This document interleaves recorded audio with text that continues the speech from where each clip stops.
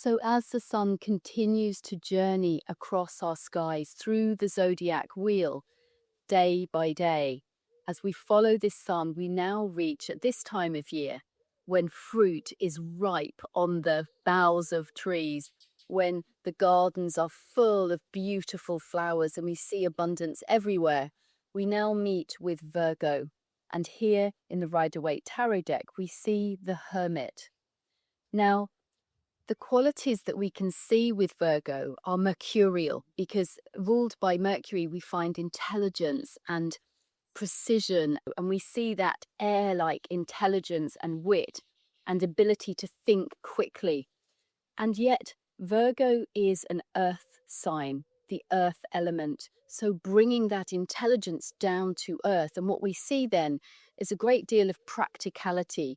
And so, what we see at this time of year, the sun has ripened the grain, and we see the golden stalks ready to be harvested. And this is Virgo, the ability to separate the wheat from the chaff. There is discernment, there is attention to detail, there is patience and diligence. And we also see here a level of service and humility in Virgoans, the ability to be very practical and to bring that down to earth. There is also healing in this card. So we have a curious figure here in our hermit. He is not, one would expect with Virgo, perhaps a virgin, someone who is holding on to the abundant harvests of this time of year, the ability, as I said, to discern the wheat from the chaff. We don't see that here. We see a cloaked figure concealing something, perhaps, a hermit who is standing alone on top of a mountain shining a lamp. We need to ask further questions, and it provokes further questions.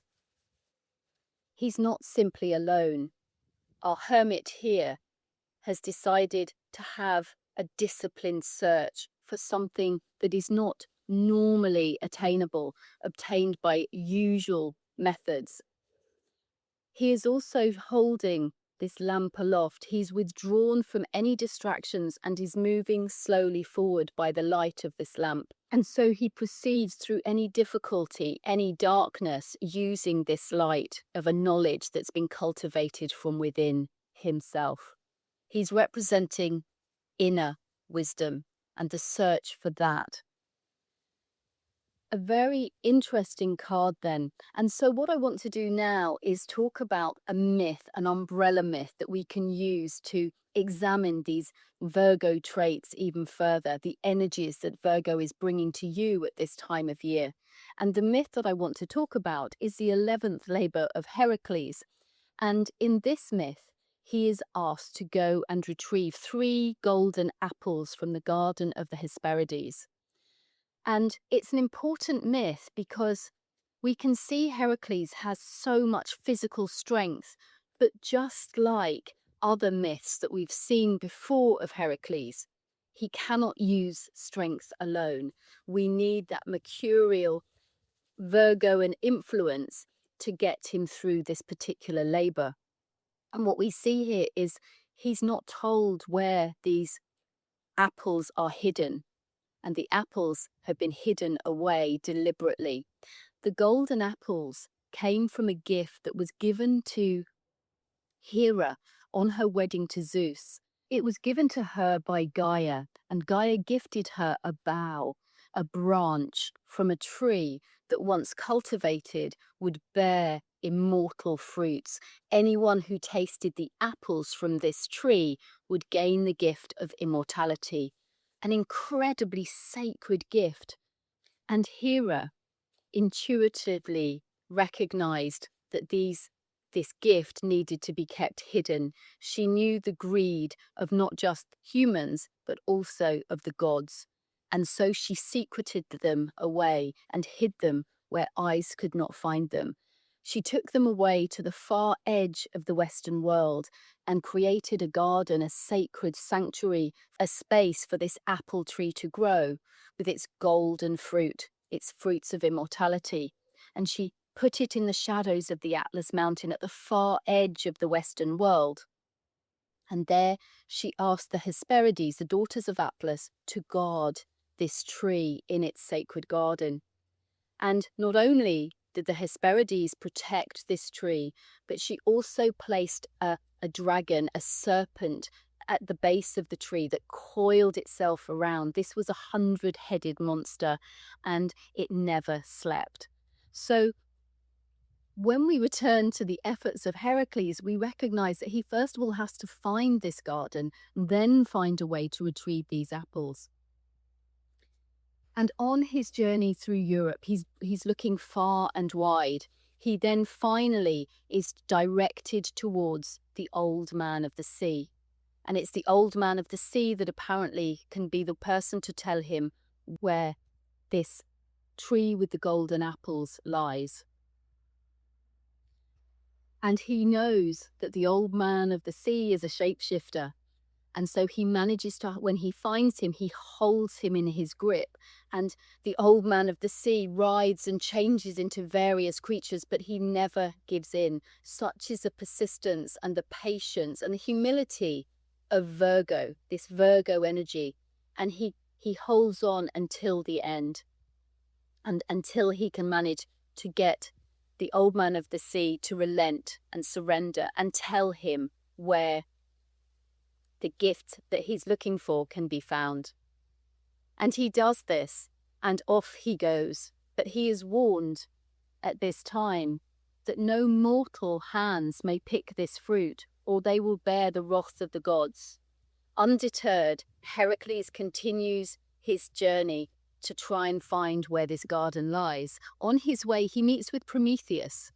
Prometheus has been chained to the rock. It was Prometheus that gave fire to humans, and as a punishment he is chained to the rock with an eagle forever picking at his liver, and every day renewed and renewed pain.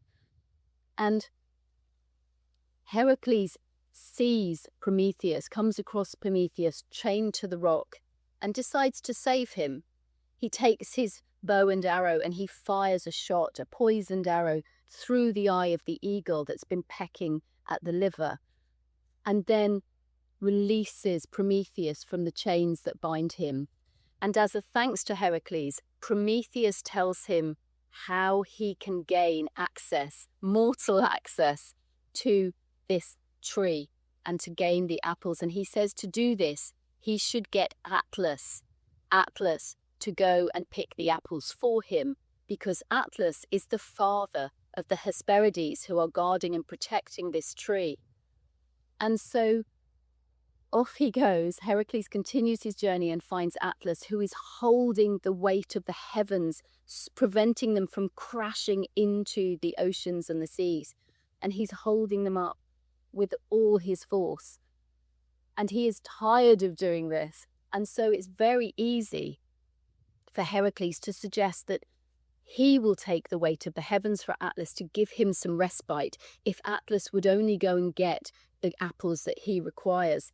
Atlas is only too happy to relieve himself of his burden of holding up the heavens.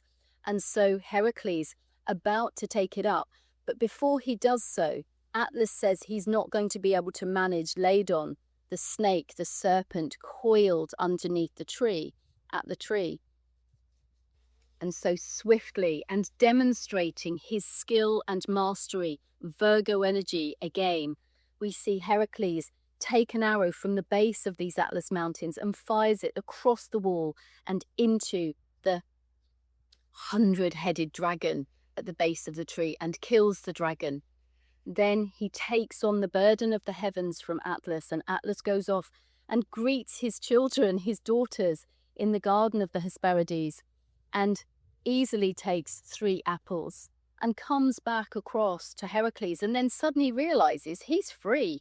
He doesn't need to take back the weight of the world, and tells Heracles this. And this is where we see some very Virgoan, mercurial, trickster energy coming through.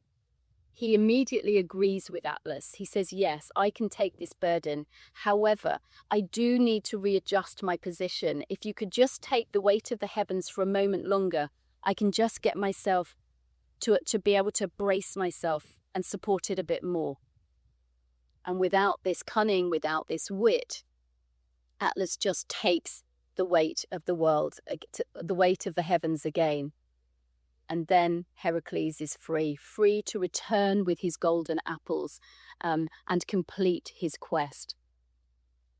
So what we see here is a myth demonstrating not just the power of the mind and the wit, but the ability to plan and execute the given quest. We see him completing the quest through not just brute force, but through intelligence.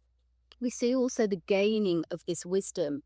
And this is demonstrated and evoked by these golden apples, the apples of immortality, these ripe fruits. It's as if the harvest is ready to be picked. He has reached that state, that immortal state from within him.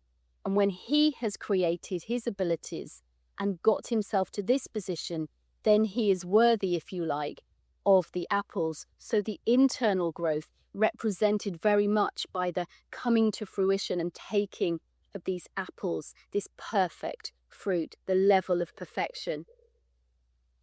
So this inner cultivation, not only we then reach the epitome of this, but then the final part is to bring the apples to the king who set the task in the first place, the journey home.